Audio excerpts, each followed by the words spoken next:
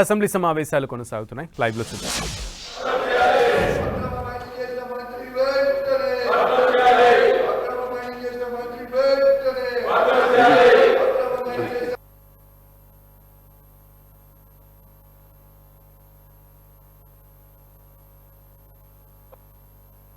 The Minister for Legislative Affairs to move the motion for taking into consideration of the Telangana Panchayat Raj Third Amendment Bill 2026. Honorable Speaker, sir, I beg to move for taking into consideration of the Telangana Panchayat Raj Third Amendment Bill. I request the Minister to motion moved. I request the Minister to explain the silent features of the bill. అధ్యక్ష, తెలంగాణ పంచాయతీరాజ్ చట్టం 2018 ప్రకారం రాష్ట్ర ఎన్నికల సంఘం స్థానిక సంస్థల ఎన్నికల నిర్వహణకు గాని జారీ చేసే ఎన్నికల నోటిఫికేషన్ తేదీ నాటికి సెక్షన్ 11(1) ప్రకారం అవకాశం ఇస్తాను నమోదైన ఓటర్లు అందరూ ఎన్నికల్లో పాల్గొనడానికి మరియు ఓటు హక్కు వినియోగించుకోవడానికి అర్హత కలిగి ఉంటారు అధ్యక్ష. అయితే 2024 సంవత్సరం ఆగస్టు నందు ఎలక్షన్ కమిషన్ ఆఫ్ ఇండియా జారీ చేసిన ఆదేశానుసారం ఓటర్ల జాబితా పొందుటకు ఎలక్షన్ కమిషన్ ఆఫ్ ఇండియాకు 60 రోజుల ముందుగానే లేఖ రాయాలి అధ్యక్ష. తదుపరి అప్పటి వరకు అందుబాటులో ఉన్న ఓటర్ల జాబితా అసెంబ్లీ నియోజకవర్గాల వారీగా ఇస్తారు. స్టేట్ ఎలక్షన్ కమిషన్కి సొంత ఓటర్ల జాబితా లేదు. ఓటరు నమోదు ప్రక్రియ ఎలక్షన్ కమిషన్ ఆఫ్ ఇండియా నిరంతరం చేపడుతుంది. కావున 60 రోజుల ముందుగానే లేఖ రాసిన తదుపరి ఎలక్షన్ కమిషన్ ఆఫ్ ఇండియా జారీ చేసిన ఓటర్ల జాబితా అసెంబ్లీ నియోజకవర్గం వారీగా వాటిని ఆధారంగా చేసుకొని రాష్ట్ర ఎన్నికల సంఘం ఎన్నికల నిమిత్తం నోటిఫికేషన్ జారీ చేస్తుంది అధ్యక్ష.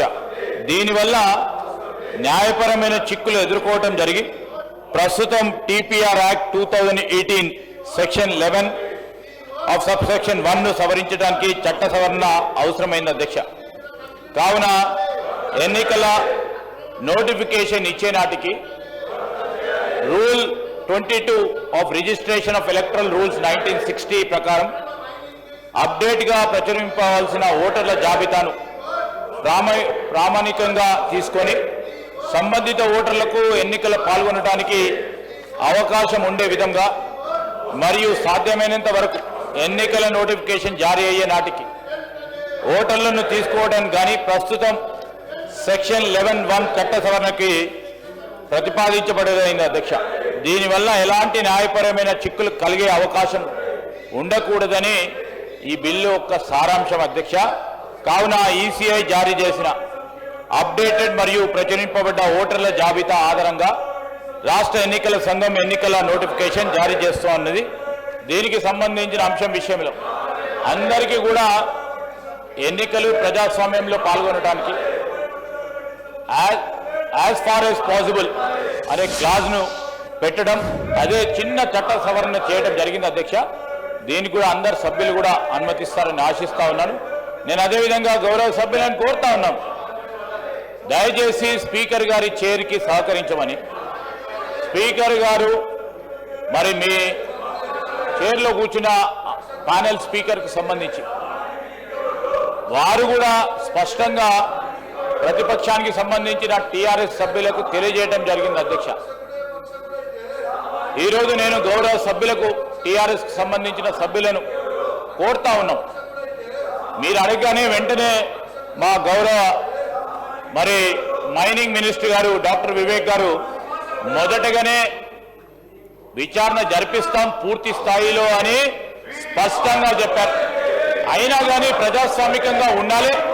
మీరు ఇంకా డిమాండ్ చేస్తా ఉన్న తరుణంలో ఈరోజు మేమే అధ్యక్ష ప్రభుత్వంలో ఉండి ఎవరు తప్పు చేసినా ఊరుకునేది లేదని నోటీసులు కూడా ఇచ్చింది మా ప్రభుత్వం, వారి ప్రభుత్వం కాదు.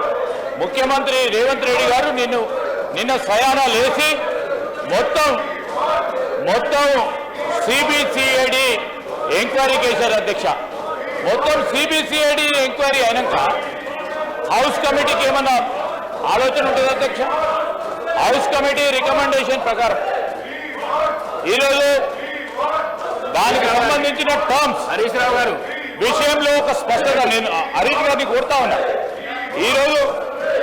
ఈరోజు ముఖ్యమంత్రి గారు సిబిసిఐడి విచారణకు ఆదేశించడం జరిగింది.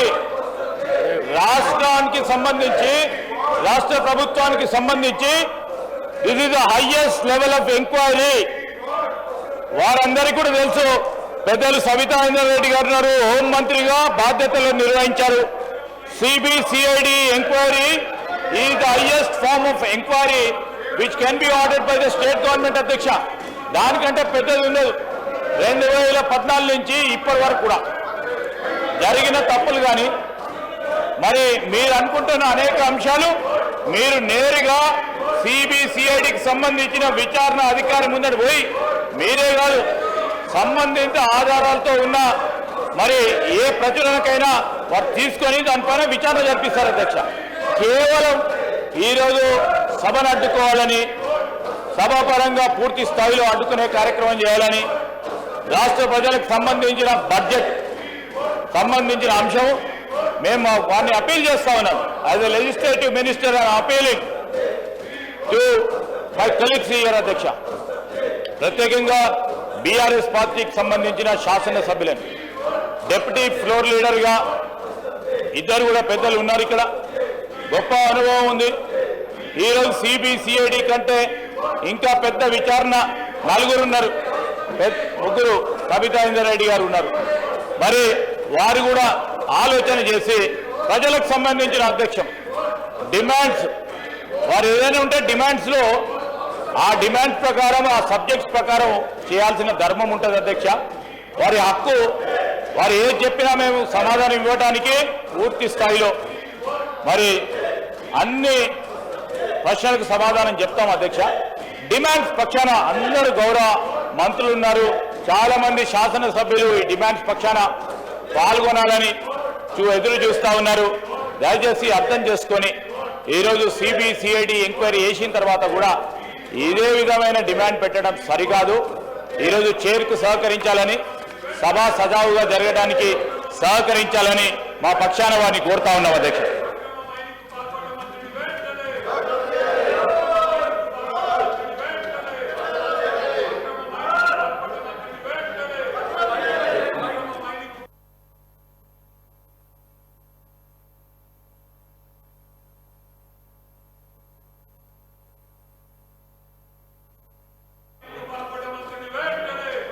Now discussion on consideration of the bill. BJP తరఫున ఎవరైనా మాట్లాడతారా?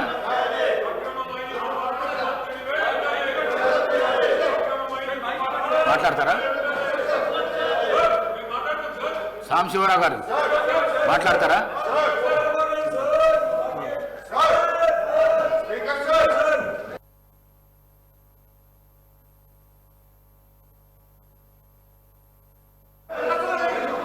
Discussion is over. I request the Minister for Legislative Affairs to reply to the discussion. Discussion over. Adhyaksha, I beg to move the bill be passed.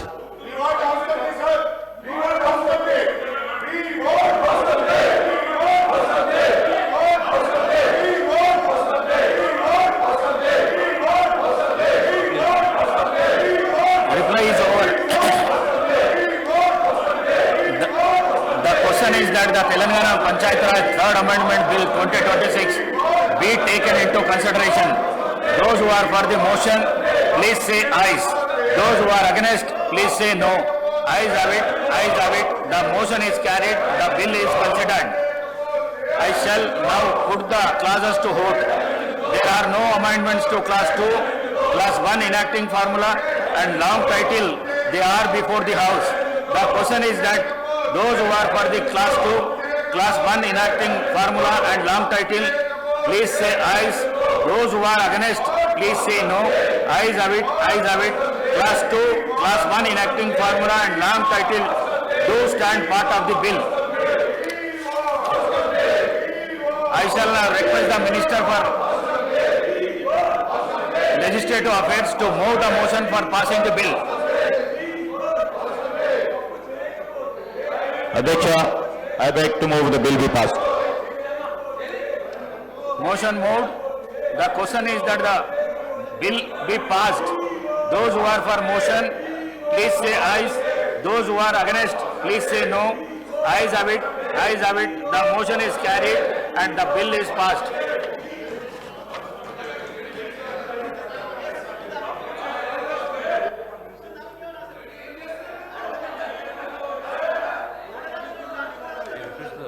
I request the Minister for Legislative Affairs for SC/ST welfare to move the motion to taking into consideration of the Telangana Employees Accountability and Monitoring of Parental Support Bill 2026. Minister Garu. Honorable Speaker, sir, I beg to move for taking into consideration of Telangana Employees Accountability and Monitoring of Parental Support Bill 2026. Motion moved. I request the Minister to explain the silent features of the bill. అధ్యక్ష, భారత రాజ్యాంగంలోని 22వ article పరంగా హుందాగా జీవించే హక్కుతో సహా వివిధ అంశాలతో కూడిన ప్రాణ రక్షణ హక్కులను వివరిస్తుంది. ఉమ్మడి కుటుంబ వ్యవస్థల నుండి కేవలం భార్య భర్త అవివాహిత పిల్లలతో కూడిన చిన్న కుటుంబంగా న్యూక్లియర్ ఫ్యామిలీస్ గా మార్పులు రావడం, తద్వారా వయోధికులైన తల్లిదండ్రులను పట్టించుకోకపోవడం, వారికి అండదండలు లేకపోవడం వంటి సంఘటనలు పెరిగిపోతా ఉన్నాయి అధ్యక్ష. అందువల్ల సంస్థాగతమైన మరియు న్యాయపరమైన జోక్యాలు అవసరం ఏర్పడతా ఉంది. ఆధునిక సామాజిక ఆర్థిక పరమైన సందర్భంలో సాంప్రదాయకమైన కుటుంబ విలువలను పటిష్టం చేస్తూ సమాజంలో అమలు పరచదలికిన నైతిక బాధ్యతను పెంపొందించాల్సిన అవసరం ఎంతైనా ఉంది అధ్యక్ష. ఉద్యోగి యొక్క ఆధారపడిన తల్లిదండ్రులు భారతీయ కుటుంబ వ్యవస్థలో విడలేని భాగంగా ఉన్నందువలన తల్లిదండ్రుల పట్ల నిర్లక్ష్యం వహిస్తున్న ఉద్యోగుల్లో నిర్ణీతమైన ప్రమాణాలను నెలకొల్పడం ద్వారా అమలు పరిచేదగ నైతిక విలువలను పెంపొందించడానికి ఉపయోగకరంగా ఉంటుందని భావించడమైనది. మరియు సమాజంలో ప్రతి ఉద్యోగి ఆదర్శవంతంగా ఉండేటట్టు చూడాల్సిన అవసరం ఉంది.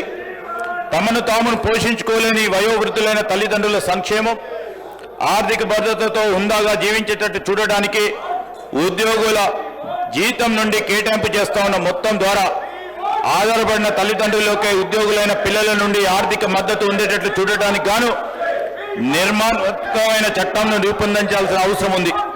దీనికోసం వయోవృద్ధుల నుండి వచ్చిన అప్పీళ్లను విచారణ చేసి మరియు పరిష్కరించుటకు వయోవృద్ధుల కమిషన్ను ఏర్పాటు చేయవలసి వచ్చింది. వయోవృద్ధులైన జనాభా కొరకు ఉద్దేశించిన ప్రయోజనం పొందే విధంగా వారికి అందేటట్లు చూడటానికి మొట్టమొదటిసారి రాష్ట్ర స్థాయిలో ఒక పర్యవేక్షణ యంత్రాంగం ఉండాల్సిన అవసరం ఉందని ఆలోచన చేసి గౌరవ ముఖ్యమంత్రి రేవంత్ రెడ్డి గారు మరి ఈ ప్రక్రియను చేపట్టడం జరిగింది అధ్యక్ష.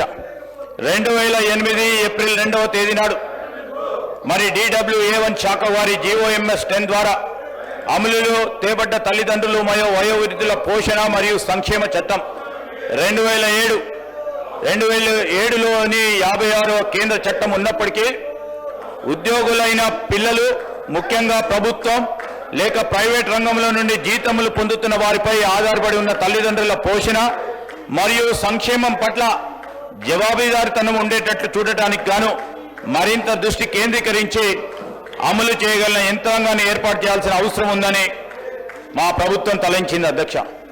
అందువల్ల ఉద్యోగం చేస్తా ఉన్న పిల్లలు తమ తల్లిదండ్రుల పట్ల గౌరవం, సంరక్షణ మరియు సేవలను అందించడంలో మౌలికమైన తల్లిదండ్రుల పట్ల బాధ్యతను కలిగి ఉండటానికి మరియు దాన్ని నెరవేర్చడానికి ప్రభుత్వం కొత్త చట్టాన్ని తెచ్చడానికి నిర్ణయించడం అధ్యక్ష ఈ బిల్లులోని ప్రధాన అంశాలు అధ్యక్ష. ఈ బిల్లులు ఈరోజు రాష్ట్ర వ్యాప్తంగా ఉన్న వయోవృద్ధులకు సంబంధించి వారి సంరక్షణ, వారి భద్రత, వారికి సంబంధించిన సంక్షేమానికి సంబంధించి మన రాష్ట్రం మొట్టమొదటి రాష్ట్రం అధ్యక్ష. ఇలాంటి ఒక ప్రొడక్టివ్ బిల్, ప్రయోజనకరమైన బిల్లును ఈరోజు బిల్లులో మీ ద్వారా మీ సమక్షంలో మా కాంగ్రెస్ పార్టీ ప్రభుత్వంలో మొట్టమొదటిసారి వయోవృద్ధులకు సంబంధించి, తల్లిదండ్రులకు సంబంధించి ఒక చట్టపరంగా వారికి భద్రత కలిగించి వారి సంక్షేమాన్ని ఆలోచన చేస్తా ఉన్న ఈ కార్యక్రమాన్ని దృష్టిలో పెట్టుకొని అయినా దీనికి సంబంధించి చర్చలో పాల్గొనాల్సిందిగా నేను టీఆర్ఎస్ సభ్యులని కోరుతా ఉన్నాను. ఎందుకంటే ఈరోజు అందరి తల్లిదండ్రులకు సంబంధించి మొత్తం రాష్ట్ర వ్యాప్తంగా తల్లిదండ్రులకు సంబంధించిన అంశం అధ్యక్ష. వారు కూడా ఎప్పుడో మరి వయోవృద్ధులు అవుతారు. అదేవిధంగా అందరూ కూడా వయోవృద్ధులు ఈరోజు నేచర్ చెప్తా ఉన్న అంశం. దాని విషయంలో అందరూ కూడా వారికి ఏదైనా ఆలోచన ఉంటే ఈనాటి ఒక ప్రత్యేకమైన బిల్లును ప్రవేశపెడతా ఉన్న సందర్భంలో వారికి ఇంకేదైనా సృజనాత్మకమైన ఆలోచనలుంటే ఇవ్వడానికి ఆస్కారం ఉంది, ఆలోచన చేయమని ఇప్పటికైనా మరి వారు చేస్తా ఉన్న కార్యక్రమాన్ని విరమించి తప్పకుండా ఈ చర్చలో పాల్గొనాలని నేను మీ ద్వారా గౌరవ సభ్యులను కోరుతా ఉన్నాను అధ్యక్ష.